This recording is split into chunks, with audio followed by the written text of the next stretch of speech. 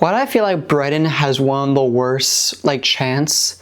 All game I kept hearing Brighton Albion. Hello ladies and gentlemen, and welcome to game week 1 of Fulham Reacts. Fulham 1, Brighton 1. Rodrigo Muniz, what an absolute hero. Last minute, the 96th minute to tie the game when we did not deserve anything. My reactions. First game of the season, and we played terrible. Now when I say terrible, I gotta give Fulham a little bit of credit. The first 10-15 minutes, they were dominating possession, they were creating chances. However, we let Brighton into the game, we let them control the game, and we just couldn't get back. So let's start off with the formation. It was typical Marco Silva 4-2-3-1 formation. However, Anthony Robinson is still out injured, so he wasn't playing left back. So instead, we had Calvin Bassey, which I didn't really like him in the left back role.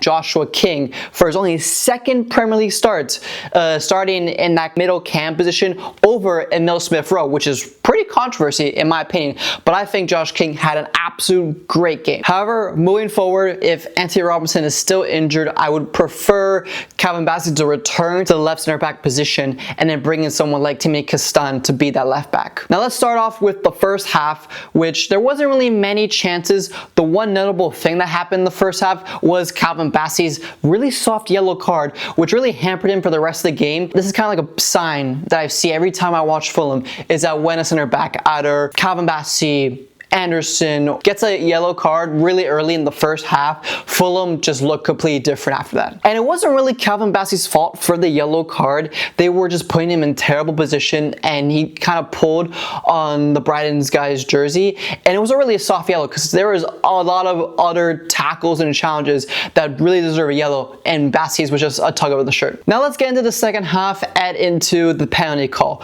Sander Berge, I think it was a 50-50 penalty call. It could have gone either way. Yes, when you see the review, it is a blatant penalty.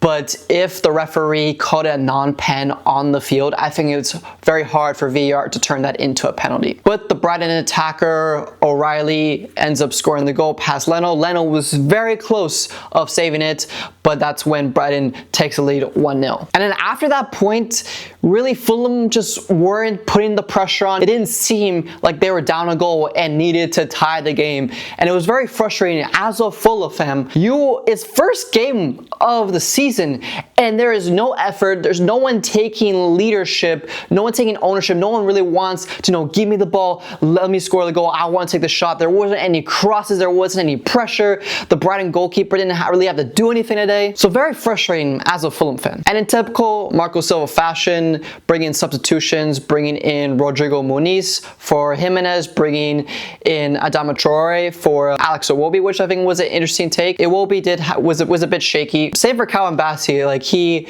wasn't his typical best today, but he was still really solid in the left back / center half position. And then also late in the game, we saw Joshua King come off for Emil Smith-Rowe. It's actually going to be interesting to see, will this be something reoccurring for the season? Will Josh King be starting, Emil Smith-Rowe coming as a sub, or will we be actually able to see both of them play together on the same pitch? So as I said before, didn't really see much from Fulham attacking wise, but Rodrigo Muniz, 96th minute tying goal from a corner, literally the last kick of the game. Absolutely unbelievable. I thought the game was over, but no, Muniz, someone who is rumored to be leaving out the door any second now to Atalanta in the Serie A, somehow manages to tie this game, save 1 point for Fulham, and celebrates with the away end in the last dying second. Absolutely unbelievable scenes, and this is something that I'm very interested to see. Does Muniz leave or does he stay at Fulham? Because I think he would be very valuable if he stays at Fulham. Yes, he might be going for 50 million, but he is one of the best super subs we have. As you see last season, he was Mr. Definition clutch. He was the reason why he came on for Jimenez and scored these late minute bangers to win us games. and it would be really a shame if we actually do see him leave. Now for my Fulham man of the match, I really wanted to give it to Rodrigo Muniz. He is the reason why we are leaving Brighton with a point. But besides his actual game-time goal, I didn't really see much of him. But I think the person that truly deserves the Fulham man of the match is Joshua King, his second ever Premier League start. And he honestly looked like the only player on the pitch for the majority of the first 67 minutes that he really wanted to take ownership of the game and do stuff. He was playing better than Iwobi, playing better than Harry Wilson, playing better than Raul Jimenez. He was really trying to control that midfield and attack and put pressure going from south to north, because that was something that was really frustrating. Is during the counterattacks, Fulham kept going going south. During the counterattack, you have to go full pressure north, and the only person who was doing that was Joshua King, so he gets my man of the match. So that is my reactions for Fulham game week 1 against Brighton, 1-1 away. I'll see you next week. Come on, Fulham.